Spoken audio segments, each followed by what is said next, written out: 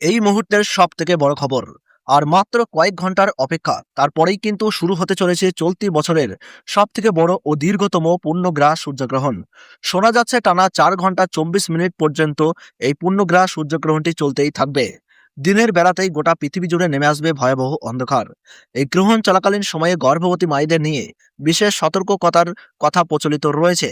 তাই বিশ্বের বড় বড় জ্যোতিষবিদরা গর্ভবতী মায়েদের জন্য নানান সতর্ক বার্তা জারি করে দিয়েছেন। সূর্যগ্রহণ শুরু হওয়ার ঠিক 12 ঘন্টা আগে থেকেই শুরু হয়ে যাবে সূতককাল। আর এই সূতককাল শুরু হওয়ার সময় থেকে গ্রহণ শেষ হওয়ার সময় পর্যন্ত সকলকেই কিন্তু থাকতে হবে অত্যন্ত সাবধানে। আসন্ন পূর্ণগ্রাস সূর্যগ্রহণকে নিয়ে ইতিমধ্যে বিভিন্ন চ্যানেলে বিভিন্ন ধরনের তথ্য দেখানো হচ্ছে। কেউ বলছেন এই গ্রহণ দিনে দেখা যাবে, আবার কেউ বলছেন এই গ্রহণ রাতের সময় দেখা যাবে। তাহলে আসল বিষয় কোনটি, কোন তথ্যটি সঠিক? তো সুপ্রিয় দর্শক, আমরা এখন দেখে নেব ঠিক কবে, কখন এবং কোন সময়ে এই পূর্ণগ্রাস সূর্যগ্রহণটি শুরু হবে এবং কোন সময়ে শেষ হবে।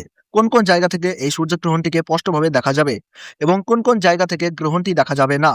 এই সময়ে আপনারা কি কি করবেন এবং কি কি করবেন না, বিশেষ করে গর্ভবতী মায়েদের জন্য জ্যোতিষবিদরা কি কি সতর্কবার্তা জানিয়ে দিয়েছেন, তা কিন্তু আমরা আজকের এই ভিডিওটির মাধ্যমে বিস্তারিতভাবে জেনে নেব। তাই বিস্তারিতভাবে জানতে হলে অবশ্যই ভিডিওটিকে একদম শেষ পর্যন্ত দেখতে থাকবেন। আর আপনি কোন জেলার গ্রহণ সম্পর্কিত খবরের আপডেট পেতে চান, সেই জেলার নাম ভিডিওর কমেন্ট বক্সে লিখে জানিয়ে রাখবেন। আর এইরকমই গুরুত্বপূর্ণ খবরের আপডেট সবার প্রথমেই পেতে হলে আমাদের ইউটিউব চ্যানেলটিকে সাবস্ক্রাইব করে পাশে থাকা বেল বাটনটি অল করে রেখে দেবেন। তো চলুন দেরি না করে এক নজরেই দেখে নেওয়া যাক এই সূর্যগ্রহণ চলাকালীন সময়ে বিশেষ করে গর্ভবতী মায়েদের জন্য কি কি সতর্কতার কথা বলা হয়েছে।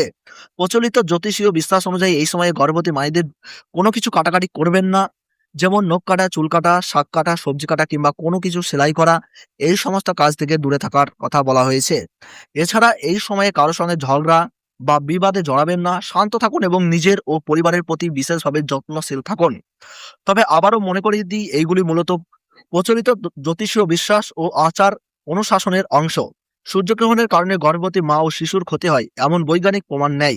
তাই শারীরিক অসুস্থতা বা কোনো বিশেষ সমস্যা দেখা দিলে অবশ্যই চিকিৎসকের পরামর্শ নেবেন।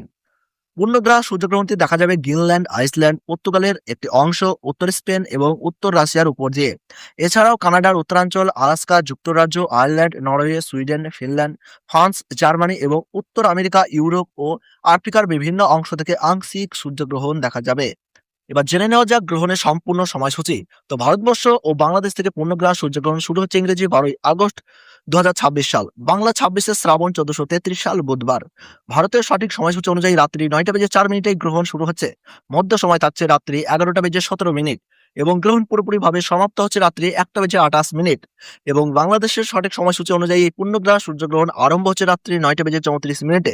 মধ্য সময় থাকছে রাত্রি 11টা বেজে 47 মিনিট এবং সমাপ্তি হচ্ছে রাত্রি 1টা বেজে 58 মিনিটে। মোট 4 ঘন্টা 24 মিনিট চলবে এই মহাজাগতিক দৃশ্য। গ্রহণের গ্রাসমান রয়েছে 1.038। সূর্যগ্রহণ শুরু হওয়ার 12 ঘন্টা আগে থেকেই শুরু হয়ে যায় সূতককাল। তবে রাত্রি হওয়ার কারণে ভারতবর্ষ ও বাংলাদেশের কোন স্থান থেকেই এই পূর্ণগ্রাস সূর্যগ্রহণটি দৃশ্যমান হবে না। সুপ্রিয় দর্শক, আজকের এই ভিডিওটি থেকে আপনারা যদি গুরুত্বপূর্ণ তথ্য জানতে পেরে থাকেন, তাহলে ভিডিওটিতে একটি লাইক দিন। আর পরিচিতদের মধ্যে যারা এই গ্রহণ সম্পর্কে জানতে চান তাদের কাছেও ভিডিওটি শেয়ার করে দিন।